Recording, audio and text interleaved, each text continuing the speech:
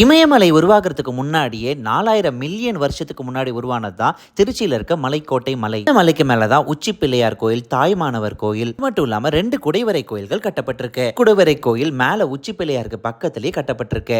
அந்த கோயில் பாண்டிய மன்னர்கள் காலத்துல கட்டப்பட்டிருக்கு. கீழே மலை அடிவாரத்துல யானை பாதையில ஒரு சின்ன சந்தில இருக்கிறது தான் பல்லவர்கள் காலத்துல கட்டப்பட்ட குடைவரை கோயில். இந்த வியக்கத்தக்க குடைவரை கோயிலை பத்தி தான் நாம இந்த வீடியோல பார்க்க போறோம். இந்த கோயில் மலையை குடைஞ்சு பிரம்மாண்டமா கட்டியிருக்காங்க. பல்லவர்கள் காலத்துல எந்த விதமான இன்ஸ்ட்ருமெண்ட்ஸ்மே இல்லாம எப்படி இவ்வளோ பெரிய மலையை குடைஞ்சு இப்படி ஒரு கோயிலை கட்டியிருக்க முடியும்னு நினைச்சு பார்க்கும் போதே உண்மையிலேயே அவ்வளோ ஆச்சரியம் தரக்கூடியதா இந்த கோயில் அமைஞ்சிருக்கு. குடைவரை கோயிலோட நுழைவாயிலே 4 தூண்களும் செவுத்த ஒட்டிய 2 தூண்களும் இருக்கு.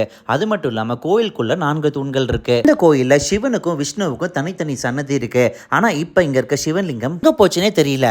அது மட்டும் இல்லாம பாறையை குடைஞ்சி விநாயகர், முருகன், சூரிய பகவான், அம்மன் சொல்லிட்டு தனித்தனி சிலைகளை செதுக்கி இருக்காங்க. நீங்க திருச்சி போனீங்கன்னா வெறும் உச்சி பிள்ளையார் கோயில் மட்டும் போயிட்டு வராம 7ஆம் நூற்றாண்டில் கட்டப்பட்ட இந்த பல்லவர் குகையவும் போய் பாருங்க. மேலும் இந்த மாதிரி இன்ஃபர்மேஷனுக்கு எக்ஸ்ப்ளோர் இந்தியா தமிழ் பேஜை ஃபாலோ பண்ணிக்கோங்க.